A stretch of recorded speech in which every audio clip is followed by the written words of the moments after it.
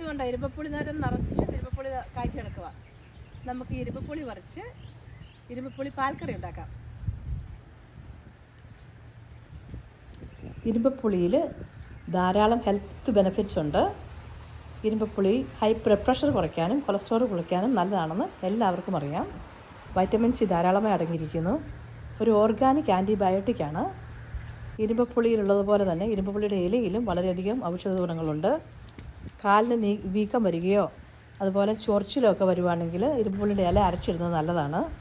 ഇരുമ്പപ്പുളി health ബെനിഫിറ്റ്സിനോടൊപ്പം തന്നെ തുണിയിലെ കറകൾ കളയാനും പാത്രങ്ങൾ കഴുകി വെടുപ്പാക്കാനും ഉപയോഗിക്കുന്നു. ഇരുമ്പപ്പുളി ഒരുപാട് ഒന്നിച്ച് കഴിച്ചാൽ ഇരുമ്പപ്പുളിയിലെ ഓക്സാലിക് ആസിഡ് കിഡ്നിക്കിൽ ട്രബിൾ ഉണ്ടാക്കുമെന്ന് കേട്ടിട്ടുണ്ട്. അതുകൊണ്ട് ഒരു 4-5 കൂടുതൽ ഒരു ദിവസം കഴിക്കാൻ പാടില്ല. കുറഞ്ഞ അളവിൽ എല്ലാ ദിവസവും കഴിക്കുന്നത് ഇരുമ്പപ്പുളി വളരെ നല്ലത് തന്നെയാണ്.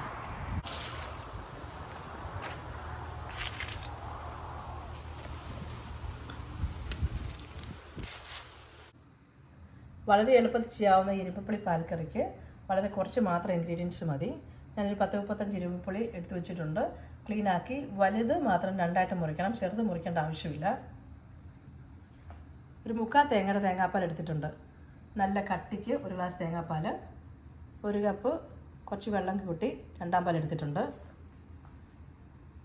2 മീഡിയം സൈസ് സവോള, ഇഞ്ചി കുറച്ചേറെ എടുത്തിട്ടുണ്ട്, ഒരു മീഡിയം സൈസ്, വെളുത്തുള്ളി ഒരു 10-15 എണ്ണം ചതച്ചെടുത്തിട്ടുണ്ട്. പച്ചമുളക് മാത്രമാണ് എരിവിന് എടുത്തിരിക്കുന്നത്, അതുകൊണ്ട് നമ്മുടെ ഇഷ്ടത്തിനനുസരിച്ച് എടുക്കാം.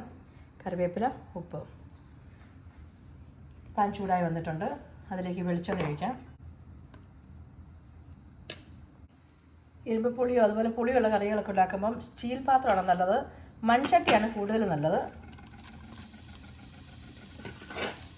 കോട്ടിംഗ് ഒക്കെയുള്ള പാത്രമാണെങ്കിൽ പെട്ടെന്ന് അതിൻ്റെ കോട്ടിങ്ങൊക്കെ പോകാൻ സാധ്യതയുണ്ട്. കറിവേപ്പില ചേർക്കാം. ചതച്ച് വെച്ചിരിക്കുന്ന വെളുത്തുള്ളി, ചതച്ച് വെച്ചിരിക്കുന്ന ഇഞ്ചി,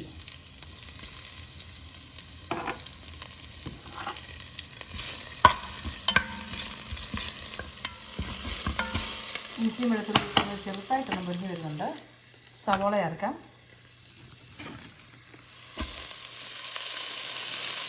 ഉപ്പ് കുറച്ച് ചേർക്കാം.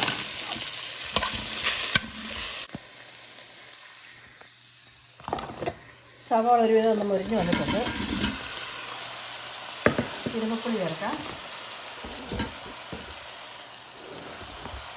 പച്ചമുളക് ചേർക്കാം.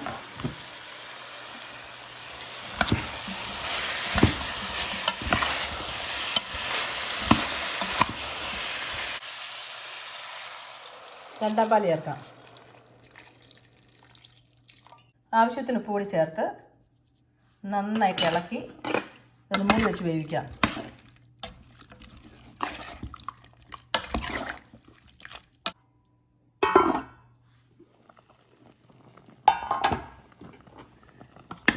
ഇതിനിടയ്ക്ക് 1-2 പ്രാവശ്യം ഇളക്കി കൊടുത്തിരുന്നു. നന്നായിട്ട് വെന്തിട്ടുണ്ട്, നല്ല സോഫ്റ്റ് ആയിട്ടുണ്ട്. 1-2 ഇങ്ങനെ മാഷ് ചെയ്ത് അതിൻ്റെ അകത്തോട്ട് ചേർത്തുക. അപ്പോൾ ആ ചാറിൽ നന്നായിട്ട് ഇരുമ്പപ്പുളിയുടെ ടേസ്റ്റ് വരും.